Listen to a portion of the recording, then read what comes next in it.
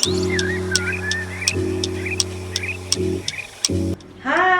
teman-teman, apa kabar? Ketemu saya lagi Lia di Mom Lia's Kitchen. Hari ini aku memenuhi request daripada teman-teman. Aku akan membuat bagaimana cara membuat selai nanas yang enak, yang bagus, dan terutama warnanya itu tidak menjadi coklat, tapi dia tetap golden emas, tapi tetap keasaman daripada si nanas maupun manisnya tetap original ya teman-teman ya.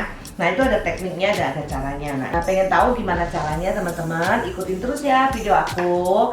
Jangan lupa untuk subscribe, like, comment, and share juga ya teman-teman. Oke, kita langsung aja ya. Oke teman-teman, sebelum aku memulai cara membuat nanasnya, aku memberikan tips ya. Kita pilih nanas yang bagus ya teman-teman, yang tidak terlalu merah, tidak terlalu tua, maupun yang terlalu hijau, yang sedang. Jadi hasilnya akan baik, akan bagus ya. Kalau hijau kita harus menggunakan gula yang banyak. Kalau terlalu manis, rasa asamnya selain nanasnya tidak terasa lagi ya. Dan kemudian juga hasil dari selainya tuh akan kurang baik. Nah kita langsung aja untuk memulai cara membuatnya. Nah teman-teman, ini kan aku males nih mau marut sendiri di rumah. Kalau aku nyuruh orang pasar yang marut, biasanya bekas parutannya itu biasa suka karena dari kelapa ya, jadi suka tengik. Jadi aku menggunakan food processor aja. Jadi yang food processor hasilnya juga tetap bagus ya. Jadi malahan akan lebih terasa nanasnya ya. Ini nanasnya kita potong kecil-kecil ya. Ini semuanya masuk. Nanti di food processornya jangan dikasih air ya. Oh ya teman-teman, tadi saya lupa jelaskan, kalau kita mengambil nanas yang terlalu muda, maka dia tuh lebih banyak air. Jadi kita pakai lama ngeringinnya, dan juga harus menggunakan gula lebih banyak ya. Jadi kita pilih yang pas aja, yang segar ya teman-teman nanasnya. Aku pakai 3 buah, satu buahnya kira-kira sekitar 250 sampai 270 gram.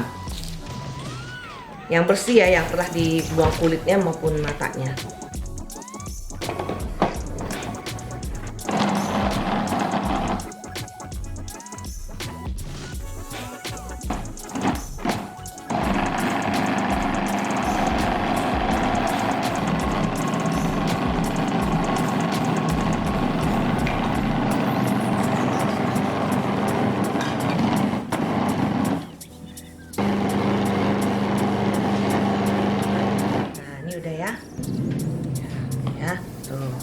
Ya, teksturnya nggak sampai menjadi bubur kan, dia masih ada tetap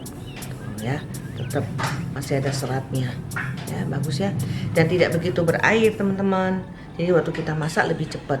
Ini masak ke nanasnya ini antara 30 menit sampai 40 menit ya, dari mulai awal ya. Oke, ini udah ya, kita langsung aja. Nah ini kurang lebih 750 sampai 800 gram ini. Nah cara masaknya ya teman-teman, kita jangan langsung memberikan gulanya. Nah kita masak dulu sekitar 15 menit ya, untuk mengeringkan kandungan air yang ada dalam nanasnya, sehingga nanas selainya ini akan tetap terasa asam ya. Maksudnya ada asam asli dari nanasnya ini ya, jadi ada asam manis begitu, jadi lebih enak rasanya. Nah di sini teman-teman tergantung selera soal gulanya mau berapa, dan juga pengen ditambahkan dengan apa. Biasanya ada orang tertentu yang menambahkan dengan kayu manis sama cengkeh, ada juga yang dikasih daun pandan ya. Terserah itu pilihan dan selera dari teman-teman semua. Kalau aku plain aja seperti ini.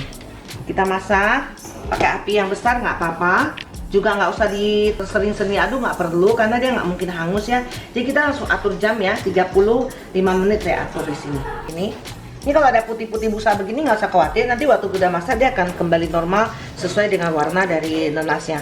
Karena ini hanya bentuk karena terjadi kocokan, jadi seperti kayak berbusa ya. Nah seperti ini. Kita biarkan aja dia masak sampai airnya berkurang, baru kita masukkan gulanya ya. Nah tekniknya tuh seperti itu, jadi jangan langsung. Kalau teman-teman langsung nanti waktu begitu sampai ke 35 menitnya gulanya telah menjadi karamel, sehingga nanas, nah itu rahasianya teman-teman, sehingga nanas kalian tuh akan coklat seperti kayak karamel begitu ya. Nah kalau punya aku kan seperti emas warnanya, kuning keemasan ya, dan bagus, dan kekentalannya waktu kita mau gulung juga tepat. Dan juga bisa dipakai untuk selai untuk misalnya untuk bikin bolu gulung atau kue ya, itu juga bisa ya. Nah ini dia udah mulai mendidih, biarkan aja selama 15 menit. Oke nih teman-teman, lihat nih ya, ini udah 10 menit ya. Nah jadi kan warnanya kembali ke kuning seperti nanas kan. Nah dia udah mendidih nih. Ini udah 10 menit, kita tunggu 5 menit lagi ya. Nih kalau teman-teman pilih nanasnya yang tidak terlalu hijau maupun terlalu merah, nah ini airnya standar ya, tidak terlalu banyak. Tapi kalau teman-teman parut, airnya pasti banyak. Kalau kita food processor, airnya tidak terlalu banyak tuh ya. Jadi cepat masaknya, tidak terlalu lama. Teman-teman, ini udah 15 menit, lihat airnya udah berkurang kan ya. Nah baru kita masukkan gulanya. Di sini aku pakai gulanya 600 ya. Jadi di sini 750 gram kurang lebih sampai 800. Aku pakai gulanya 600 atau 500 atau 500 sampai 600 tergantung selera teman-teman. Jadi ini pas.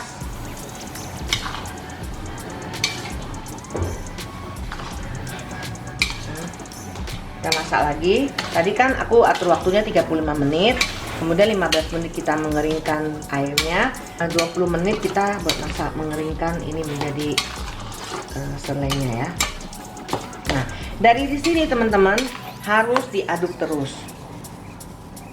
Dan apinya dikecilkan. Ya, apinya kita kecilkan sedang, terus harus diaduk. Jangan sampai hangus. Teman-teman, ada hangus sedikit aja, maka akan mencemari semua adonannya ini dan dia tidak akan menjadi seperti kuning keemasan lagi. Terus teman-teman jangan berpikir, terus jangan pernah mencoba. Andai kata teman-teman udah pernah hangus dan berkali-kali terus dijadikan kembali, pikir kepengen menjadi putih, teman-teman tambahkan nanas, itu nggak akan berhasil teman-teman. Tetap selainya akan menjadi coklat seperti karamel, tidak akan kembali menjadi seperti keemasan ya. Jadi dijaga banget, jangan sampai hangus, itu triknya. Nih teman-teman, tambahin garam setengah sendok teh aja ya. Ini hanya untuk mengikat rasanya supaya lebih gurih ya, lebih gurih, lebih enak. Ini teman-teman, nih setelah 25 menit, nah teman-teman lihat ya, ini kan dia udah mulai berkurang. Nah warnanya tetap kan, warnanya seperti emas ya kan. Kita jaga jangan sampai ya, dijaga aja teman-teman, nggak mesti diaduk terus juga, cuma teman-teman jaga supaya jangan sampai ada hangusnya. Nah ini kan airnya udah berkurang, air gulanya ya udah mulai kental, tapi ini masih belum ya teman-teman ya. Nah ini wangi sekali, wangi nanasnya tercium banget ya, wangi banget.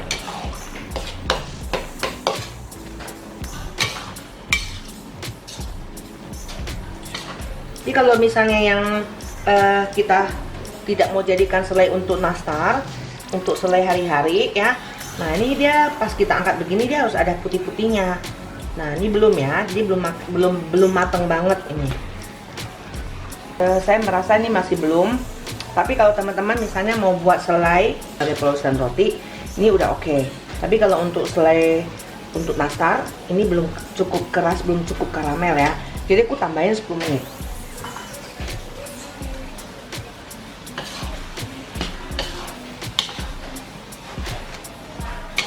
Tadi kan kalau pengen ngecek apakah ini udah cukup matang apa belum untuk dijadikan selai sebagai polesan, teman-teman cara mengeceknya seperti ini. Ambil sendok, ambil sumpit, dites.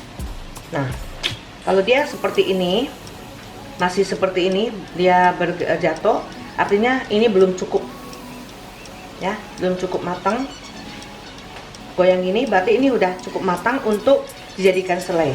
Ya, selai untuk poles roti atau untuk makan seperti biasa. Tapi kalau untuk nastar harus lebih kental sedikit ya teman-teman ya.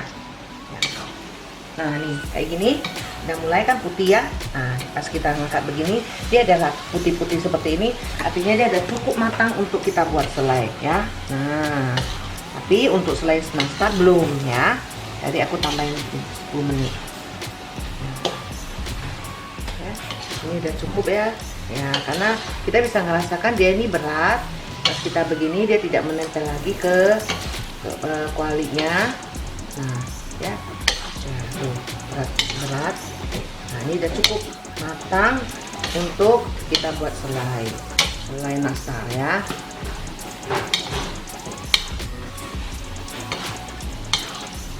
Jadi 15 menit, 10 menit ya teman-teman, saya koreksi 10 menit untuk kita keringkan air pada saat pertama kali selai nanasnya. Kemudian kita memasak sampai dia menjadi selai.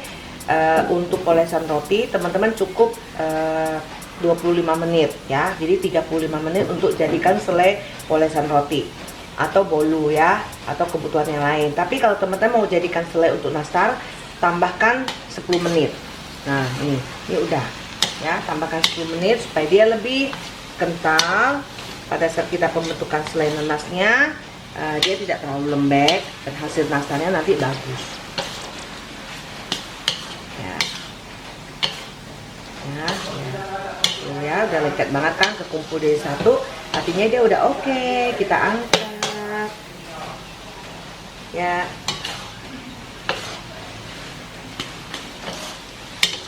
Ya, jangan over ya teman-teman ya. Cukup tambahkan 10 menit yang tadi, 35 menit plus 10 menit. Karena kalau over nanti selai nastarnya itu akan keras teman-teman. Jadi kalau gigit itu akan nempel ke gigi ya. Ya, karena dia telah menjadi karamel ya selai nanasnya. Nah, ini udah ya, ini udah 10 menit. Saya matikan. Nah, terus kita dinginkan.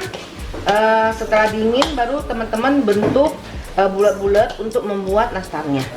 Nah, ya, Oke, teman-teman, nih udah aku pindahin ke mangkok ya, udah jadi. Lihat hasilnya, cantik banget kan warnanya. Ini masih panas banget, aku nggak berani pegang, takut melepuh ya. Kita tunggu dingin dulu, nanti aku tunjukkan kalau kita udah bulatin, udah dingin seperti apa teksturnya ya. Oke teman-teman, ini udah dingin ya. Selainya coba diperhatiin ya, nih seperti ini, pas banget, tidak keras ya, masih lembut, tapi dia udah sangat cukup untuk kita bulatkan, sehingga waktu kita isi di ini bagus ya. Tuh seperti ini ya, bagus banget kan warnanya, sangat bagus kan warnanya. Nah nih teman-teman, tangan aku udah bersih ya, udah aku cuci. Nah aku mau ngajarin cara kita membulatkannya ya. Nih tangan kita taruh di air ya, untuk supaya nggak lengket. Dibulatkan seperti ini. Nggak perlu teman-teman nih masukin kulkas, jadi kita taruh di luar, langsung kita bentuk seperti ini. Jadi kalau mau bikin nastar, teman-teman tinggal isi deh ya, tidak lengket di tangan juga ya, berarti dia pas banget, pas dan tidak lengket di tangan. Kita bentuk juga oke. Tuh. Konsistensi adonannya sangat tepat, sangat bagus sekali ya.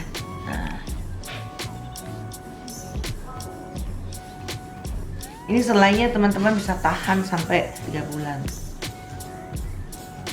Apalagi dimasukin dalam kulkas lebih lama lagi. Tunggu dingin banget teman-teman baru boleh bentuk ya teman-teman ya.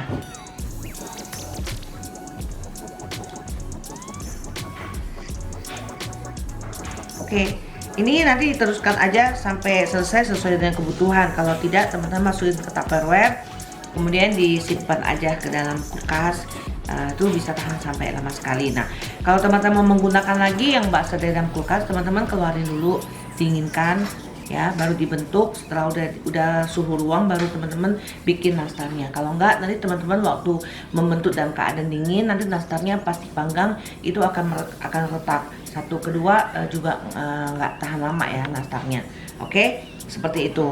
Oke teman-teman, seperti ini hasil jadinya. Nah ini bentuknya seperti ini. Kemudian kalau ini aku buatnya sedikit, kalau mau lebih banyak ya teman-teman bisa lanjutkan kembali videonya cara membuat selai nanas untuk nastar ya. Seperti ini hasilnya, rasanya pas, tidak terlalu manis ya. Kemudian juga konsistensi dari adonannya, hasilnya itu oke banget. Jadi ingat teman-teman, pilih nanas yang bagus, jangan yang terlalu hijau maupun yang terlalu tua.